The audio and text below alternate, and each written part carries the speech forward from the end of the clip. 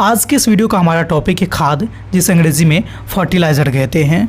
कृषि चैप्टर के अंतर्गत आने वाला यह एक बहुत ही महत्वपूर्ण आपका टॉपिक है। इस वीडियो के अंतर्गत खाद से जुड़े किन किन चीज़ों को आप जानेंगे, चलिए उस पर एक नज़र डालते हैं। सबसे पहले आप जानेंगे खाद क्या होता है, फिर आप जानेंगे खाद का निर्माण कैसे होता है, इसके बाद खाद कितने प्रकार के होते हैं इसको जानेंगे, और साथ ही साथ खाद के क्या महत्व हैं, क्या इनके लाभ हैं, क्या इसकी विशेषता होती है, इसके बारे में भी आप अध्ययन करने वाले हैं। तो स्वागत है एक बार फिर से आप सभी का आपके अपने यूट्यूब चैनल आर स्टडी पे। इस यूट्यूब चैनल के इस वीडियो के माध्यम से चलिए हम सब लोग जानते हैं कि खाद क्या होता है। सबसे पहले हम लोग इन्हीं बातों पर चर्चा करेंगे कि खाद क्या होता है। जैसे कि हम मनुष्य की बात करेंगे तो जीवित रहने के लिए, अच्छी वृद्धि एवं विकास के लिए क्या होता है कि विभिन्न प्रकार के पौष्टिक आहार को लेना आवश्यक होता है, जिसे हम लोग संतुलित आहार कहते हैं। संतुलित आहार में हमारे वृद्धि और विकास के लगभग सारे चीज़ उपलब्ध रहते हैं, जिसके कारण हमारा विकास और वृद्धि और बाकी जितने भी चीज़ होती है वो सुचारू रूप से हो पाती है। शारीरिक विकास, मानसिक विकास, सब चीज़ अच्छे ढंग से हो पाती है। ये हमारा मनुष्य के लिए ज़रूरी था। इसी तरह से पेड़ पौधे को भी विकास के लिए विभिन्न चीज़ों की आवश्यकता होती है, विभिन्न चीज़ों की ज़रूरत पड़ती है। तो उसकी आवश्यकता की पूर्ति जैसे हमारे मनुष्य में संतुलित आहार करती है, उसकी आवश्यकता की पूर्ति जो है उसके अधिकांशतः जो है खाद के द्वारा पूरा हो जाता है। खाद में विभिन्न प्रकार के वो सारे तत्व मौजूद होते हैं जो पौधे की वृद्धि विकास के लिए ज़रूरी होते हैं। तो आखिर ये खाद होता क्या है, चलिए इसको और डिटेल से हम लोग जानने का प्रयास करते हैं। तो खाद हमारा एक प्रकार से क्या कहेंगे, खाद हमारा कार्बनिक पदार्थ ही होता है। ठीक है, देखिए पदार्थ को दो भागों में विभक्त किया जाता है। एक है आपका कार्बनिक और दूसरा आता है आपका अकार्बनिक। दूसरा आता है आपका अकार्बनिक पदार्थ। ठीक है, तो खाद के बारे में जब कभी भी चर्चा किया जाएगा तो आप हमेशा बोलिएगा वहाँ पे कि खाद क्या है। खाद आपका कार्बनिक पदार्थ के अंतर्गत आते हैं, और यह क्या करता है तो यह मिट्टी की गुणवत्ता को बढ़ा करके उसे और अधिक उपजाऊ बनाता है। ठीक है, गौर फरमाइएगा कि मिट्टी की गुणवत्ता को बढ़ा देगा, जैसे उसकी जो उर्वरा शक्ति होती है ना उसको ये बढ़ा देता है। जैसे क्या होता है कि मिट्टी और अधिक उपजाऊ बन जाता है। जहाँ पे कृषि द्वारा पैदावार में बहुत कम पैदावार होती थी, वहीं पर अगर खाद का प्रयोग हम लोग करते हैं तो उसकी पैदावार में क्या आ जाती है, बढ़ोतरी आ जाती है। इस हिसाब से खाद जो है कृषि के पैदावार को बढ़ाने के लिए एक बहुत ही महत्वपूर्ण पदार्थ है, जिसका प्रयोग हम लोग क्या करते हैं, कृषि में करते हैं। ठीक है, ये खाद का आखिर हमें खाद मिलती कहाँ से है, तो देखिए खाद जो होते हैं ये हमारे जितने जैविक चीज़ होते हैं यानी सजीवों से प्राप्त किया जाता है। चूँकि ये कार्बनिक पदार्थ है इसलिए खाद हमेशा याद रखिएगा कि ये सजीवों से प्राप्त किया जाएगा, और सजीव में या तो पशु आ जाएंगे यानी जीव जंतु आ जाएंगे,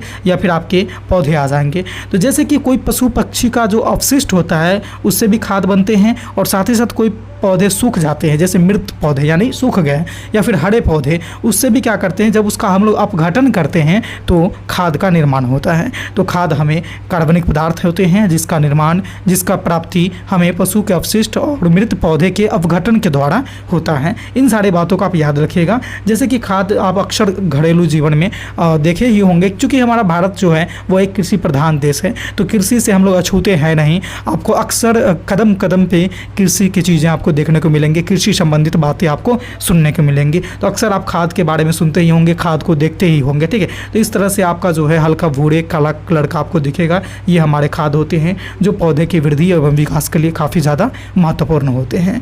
देखिए ये खाद जो होते हैं इसका प्रयोग हम लोग मिट्टी के उर्वरा शक्ति को बढ़ाने के लिए करते हैं, और मिट्टी की उर्वरा शक्ति जब हम लोग बढ़ा देते हैं तो इससे क्या होता है कि फसलों के पैदावार में वृद्धि होती है। और क्या करते हैं किसान, जब फसल की पैदावार अधिक होगी तो किसान क्या करेंगे, उसको बेचेंगे और अच्छे मुनाफा कमाएंगे। और मुनाफा कमाने का मतलब ये हुआ कि किसान की आय तो बढ़ेगी ही बढ़ेगी, साथ ही साथ हमारा देश जो है वह भी और ज़्यादा विकासशील बनेगा, सुदृढ़ बनेगा, समृद्धशाली बनेगा। राइट, तो ये हमारे खाद के बारे में बेसिक जानकारी थी जिसको मैंने अभी आपको दिया। आगे चले हम लोग बात करते हैं कि खाद से जुड़े कुछ और अन्य महत्वपूर्ण तथ्य हैं, इसको भी जानना आपका बहुत ज़रूरी है। जैसे कि पशु पक्षी से जो हमें खाद प्राप्त होते हैं इसमें से कौन कौन से तत्व सबसे ज़्यादा देखने को मिलते हैं, जिसमें से आपको मिलेंगे नाइट्रोजन, फास्फोरस और पोटेशियम। जो भी हमारे पशुओं के अवशिष्ट से खाद मिलते हैं, खाद प्राप्त किया जाता है, बनाया जाता है, उसमें नाइट्रोजन की मात्रा सबसे अधिक रहेगी, फास्फोरस की मात्रा अधिक रहेगी और पोटेशियम की मात्रा अधिक रहती है। ये तीनों तत्वों की मात्रा क्या रहती है, इसमें अधिक देखने को मिलता है। ये हमारे पशुओं से प्राप्त होने वाले खाद की विशेषता थी। खाद क्या होते हैं, कार्बनिक पदार्थ होते हैं, इसमें ह्यूमस की अधिकता पाई जाती है। देखिए ह्यूमस क्या होता है ना कि जब कोई पेड़ पौधे या फिर कोई जीव जंतु जब सरगल जाते हैं तो उससे जो बनती है ना उसी को हम लोग ह्यूमस कहते हैं। ह्यूमस कैसे बनती है? तो ह्यूमस जो है कोई भी सजीव जैसे जीव जंतु के सड़ने गलने से एक पदार्थ बनती है जिसे ह्यूमस कहते हैं, जो मिट्टी के सतह के ऊपरी सतह पे रहता है। जैसे मान लीजिए ये मिट्टी के विभिन्न सतह हैं, तो सबसे ऊपरी जो भाग होती है ना, यहाँ पे ह्यूमस पाया जाता है। मिट्टी के सतह के ऊपरी भाग में क्या होता है? ह्यूमस पाया जाता है। इसीलिए पेड़ पौधे को उगाया जाता है। ऊपर में बीज को डाला जाएगा, इसी परत में डाला जाएगा। बहुत अंदर आप बीज को डाल दीजिएगा तो फिर वो अंकुरित नहीं होगा अच्छे से, क्योंकि वहाँ पर उसको ह्यूमस की कमी मिलेगी। इसलिए ऊपरी सतह में जब बीज को हम लोग डालते हैं तो वो अच्छे से वो अंकुरित होकर के और उसका विकास भी अच्छे देखने को मिलता है। तो ह्यूमस कैसे प्राप्त होता है? तो ह्यूमस मिट्टी के ऊपरी सतह पे होता है, जो मृत पेड़ पौधे या फिर जीव जंतु के सड़ने गलने से बनता है। ठीक है, इससे क्या होता है कि मिट्टी की उर्वरा शक्ति बढ़ती है और हमारा जो भी फसल होता है वो अच्छे पैदावार देते हैं। तो ये हमारे खाद की विशेषता थी। और खाद जो होता है वो कभी आपके प्रदूषण नहीं करते हैं। ये हमेशा बहुत ही VVI पॉइंट है, इसको याद रखिएगा कि खाद के प्रयोग से कभी भी क्या होगा, ना ही मृदा पॉल्यूशन होगा आपको, ना ही आपको वातावरण में जैसे कि वायु प्रदूषण वगैरह है, ये सब भी खाद के प्रयोग से कभी नहीं होता है। इसलिए खाद जो होता है ना, ये हमारे लिए उपयोग के लिए बहुत अच्छी चीज़ होता है और खाद के प्रयोग से जो फसल आपको मिलेंगे वो भी स्वस्थ नजर आएंगे। ठीक है, और ये जो खाद है ये क्या होता है कि ये एक मूल्यवान आपके संसाधन है और साथ ही साथ नवीकरणीय संसाधन है। नवीकरणीय कहने का मतलब है कि एक बार इसका उपयोग करने के बाद भी दोबारा भी इसको बनाया जा सकता है। जैसे मान लीजिए कि जीव जंतु के मलमूत्र से बनते हैं, तो जीव जंतु जो भी हैं सजीव हैं वो मलमूत्र का त्याग दिन प्रतिदिन करते हैं। तो इससे क्या होगा कि एक दिन बना, फिर दूसरे दिन बना, तीसरे दिन बना, मतलब क्या होगा कि वो लगातार बनते रहते हैं। जैसे पेड़ पौधे के मरने गलने सड़ने गलने से बनता है। तो पेड़ पौधे हमारे हैं तो वो तो ज़रूरी नहीं है कि आज जो तारीख है उसी तारीख में दुनिया भर के सारे पेड़ पौधे गल जाएंगे, सड़ जाएंगे, ऐसा तो नहीं है। कुछ आज सड़ेंगे, कुछ कल गलेंगे, फिर कल नया पौधे निकलेंगे, फिर उससे वो गलेंगे अगले दिन। तो इस तरह से ये जो है ना नवीकरणीय संसाधन है, इसकी प्राप्ति हमें पुनरावृत्ति हमेशा आपको देखने को मिलेगी, इसीलिए इसे नवीकरणीय संसाधन के अंतर्गत रखा गया है। अब खाद को हम लोग कैसे प्राप्त करते हैं इसको जानने का थोड़ा सा प्रयास करेंगे। देखिए खाद जो होता है ना, ये पशु के मलमूत्र से प्राप्त किया जाता है। साथ ही साथ आप पाएंगे कि अवशिष्ट पदार्थ से भी खाद को प्राप्त किया जाता है। पेड़ पौधे के अपघटन से भी इसको प्राप्त किया जाता है, जो मैंने अभी आपको बताया है। कल कारखानों से निकलने वाले जो अपशिष्ट पदार्थ होते हैं उससे भी खाद को प्राप्त किया जाता है। कृषि उद्योग में जो उप उत्पाद बनते हैं, ठीक है, जो हमारा मेन उत्पाद होते हैं वो तो बनते ही बनते हैं, साथ ही साथ जो उप उत्पाद बनते हैं जिसको हम लोग कचरा कहते हैं, अपशिष्ट कहेंगे, उससे भी हमारा खाद बनता है। साथ ही साथ फसल अपशिष्ट, जो हम लोग फसल बनाते हैं, फसल का उपजाते हैं, और साथ साथ आप देखिएगा कि फसल के साथ साथ अन्य कई तरह के जंगल झाड़ जो है वो उग जाते हैं। तो क्या करते हैं ना कि उसको हम लोग पूरे जलाते नहीं, काट करके जैसे कि खेत में उसको उसी तरह से उल्टा देते हैं और फिर उस पर से जैसे मिट्टी के नीचे वो दब जाता है तो वो आगे चल के खाद के रूप में परिवर्तित हो जाता है। तो इससे भी हमारा खाद प्राप्त होता है। साथ ही साथ जितने खरपतवार हुए वही हम बात कर रहे हैं कि फसल में जैसे कि जो खरपतवार उग जाते हैं मेन फसल के साथ साथ, उससे भी हमें क्या होते हैं, खाद की प्राप्ति होती है।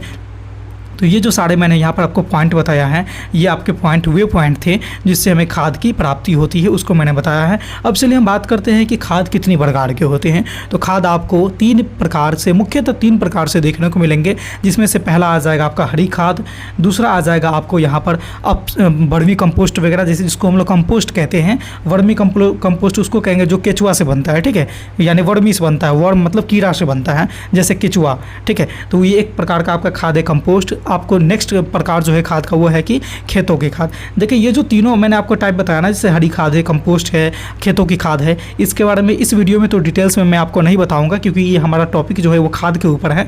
लेकिन इसके जो प्रकार है जैसे हरी खाद, कंपोस्ट और खेतों की खाद, इस सब के ऊपर आपको आगामी वीडियो बहुत जल्द देखने को मिलेंगे, जिसका लिंक मैं इसी वीडियो के डिस्क्रिप्शन में भी डाल दूंगा। तो आप वहाँ से जाकर के चेक करके समझ पाइएगा अच्छे से कि हरी खाद क्या होता है, कंपोस्ट किसको कहते हैं, वर्मी कंपोस्ट क्या होता है, खेतों की खाद किसको कहा जाता है। ये सारे टॉपिक को वहाँ से आप अच्छे से क्लियर कर लीजिएगा। फिलहाल आप इतना जानिए कि खाद मुख्यतः तीन प्रकार के होते हैं, हरी खाद, कंपोस्ट और खेतों की खाद। चलिए अब हम बात करते हैं कि खाद से हमारा क्या लाभ है, इसके होने से क्या हमें मतलब लाभ मिलती है, क्या इसके महत्व है, क्या इसके गुण हैं, क्या इसके विशेषता है। चलिए इसको एक एक करके हम लोग समझने का प्रयास करते हैं। देखिए खाद से क्या होता है ना कि जब हम लोग खाद का प्रयोग करते हैं तो सबसे पहला लाभ जो हमें ये मिलेगा वो मिट्टी की उर्वरा शक्ति बढ़ता है, और मिट्टी की उर्वरा शक्ति बढ़ेगा तो फसल के क्या होंगे, फसल के पैदावार भी बढ़ेंगे। ठीक है, फसल के पैदावार भी बढ़ेंगे और फसल के पैदावार बढ़ेंगे तो हमें ज़्यादा मुनाफा होगी, स्वाभाविक सी बात है। तो ये क्या करता है, खाद के महत्व एवं गुण में क्या लाभ है इसका, तो मिट्टी की उर्वरा शक्ति को बढ़ाता है, मृदा अपरदन को रोकता है। देखिए खाद का जब आप प्रयोग करिएगा ना तो खाद जो होते हैं वो ज़मीन को भुरभुरी बनाती है, ज़मीन को क्या करती है, ज़मीन को भुरभुरी बनाती है, मतलब हल्की बनाती है। और जब ज़मीन को हल्की कर देगी, भुरभुरी कर देगी, तो जो पेड़ पौधे होते हैं उसका जो जड़ है वो अधिक दूर तक जाएगा, और जड़ जितना ज़्यादा दूर तक जाएगा मिट्टी से उतना ज़्यादा वो पकड़ के रखेगा मिट्टी को। ठीक है, और वो जितना ज़्यादा मिट्टी को पकड़ के रखेगा उतना ज़्यादा वो मृदा के अपरदन को रोकेगा। इसीलिए खाद का प्रयोग से हमें मृदा अपरदन भी देखने को मिलता है, यानी मृदा अपरदन को रोकने का काम करता है। ठीक है, कौन, तो खाद, ये इसका लाभ है। मिट्टी के जल एवं पोषक तत्व धारण करने की क्षमता को बढ़ाता है। ये जो खाद होते हैं ना, जैसे कि मिट्टी में अगर जल रहेगा तभी तो पेड़ के जड़ उस जल का उपयोग कर पाएंगे। अगर मिट्टी में जल धारण करने की क्षमता ही नहीं रहेगी तो फिर पेड़ पौधे के जड़ जल का उपयोग कहाँ से कर पाएंगे। इसीलिए जो खाद होते हैं ना, ये मिट्टी में जल धारण की क्षमता को बढ़ा देते हैं, पोषक तत्वों को धारण करने की क्षमता को बढ़ा देते हैं, जो हमारे पौधे के लिए लाभदायक हैं। नेक्स्ट जो इसका जो आपका महत्व है, लाभ है, वो कुछ इस प्रकार से है कि जो हमारा खाद होते हैं वो मीथेन गैस खाद के उप उत्पाद के रूप में उत्पन्न होती है। जो हमारा खाद होता है ना, जैसे मैंने आपको एक वीडियो में बताया था कि जो पशु होते हैं उसके मलमूत्र से हमारा मीथेन गैस निकलता है, धान की खेती से मीथेन गैस निकलता है, और ये जो मीथेन गैस होते हैं ना, ये खाद के उप उत्पाद के रूप में उत्पन्न होते हैं, और जिसका प्रयोग क्या होता है, खाना पकाने में कभी कभी किया जा सकता है। कभी कभी का अक्सर आप देखेंगे कि खाना पकाने में मीथेन गैस का जो है उपयोग किया जाता है। और साथ ही साथ तापन की जो क्रिया होती है, जिसमें आपकी ताप की आवश्यकता होती है, जलाने की चीज़ों की जलाने की आवश्यकता होती है, वहाँ पर मीथेन गैस का प्रयोग किया जाता है। तो ये हमारे खाद के लाभ हैं। साथ ही साथ खाद से उपचारित भूमि पर जो भी फसल उगाई जाएगी वह आपका क्या होगी, वो फसलें स्वस्थ होगी, इसमें बीमारी होने की आपकी संभावनाएं बहुत कम रहती हैं। ठीक है, जो खाद से उपचारित जमीन है, देखिए खाद और उर्वरक दोनों दो चीज़ होती हैं।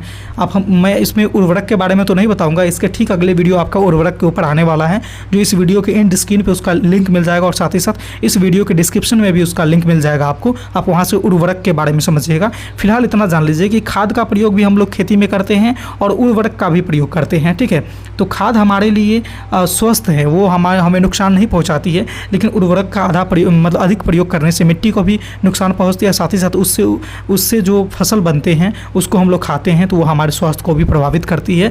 लेकिन खाद से उपचार, यानी जिस भूमि पर हम लोग खाद का उपचार कर देते हैं, छिड़काव कर देते हैं, खाद पटा देते हैं, और वहाँ पर जो फसल निकलती है वो बिल्कुल स्वस्थ होते हैं, वो हमें किसी प्रकार से नुकसानदायक नहीं होते हैं। जितने सारे जैविक खाद का प्रयोग कर सकते हैं कीजिए, वो उससे उत्पादित फसल को आप खाइए, कहीं पर कोई प्रॉब्लम नहीं आएगी। ठीक है, ये खाद की महत्व एवं विशेषता है। सबसे महत्वपूर्ण विशेषता यही है कि खाद से हमें किसी प्रकार की नुकसान नहीं होती है, उससे उत्पादित फसल को खाने में हमें किसी भी प्रकार का हर्ज नहीं है, कोई भी बीमारी में वो आपको खराबी नहीं करेगा, स्वस्थ मनुष्य को कभी भी आपको वो खराबी नहीं कर सकता है। ठीक है, तो ये हमारे खाद से जुड़े बहुत ही महत्वपूर्ण उसके लाभ एवं महत्व के पॉइंट्स सब थे जो मैंने आपको बता दिया। तो इस तरह से यह टॉपिक जो है हमारा खाद, ये इस तरह से कंप्लीट होता है। और आज की इस वीडियो के माध्यम से आपने खाद से जुड़े हुए सारी चीज़ों को जाना।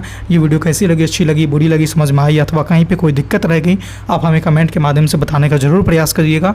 और अगर आप हमारे चैनल पर पहली बार आए हैं, पहली बार इस वीडियो को देख रहे हैं, तो चैनल को सब्सक्राइब कर लीजिए, और साथ ही साथ बेल वाला आइकन को इसलिए प्रेस कर लीजिएगा क्योंकि इस तरह की रोचक, महत्वपूर्ण और उपयोगी वीडियो में जब कभी भी अपलोड करूँ तो उसका नोटिफिकेशन आप तक सबसे पहले पहुँच जाए। तो इस वीडियो में बस इतना ही था, फिर मिलते हैं अगले वीडियो में नए टॉपिक के साथ। तब तक के लिए देखते रहिए हमारे चैनल आरकर स्टडी को। धन्यवाद।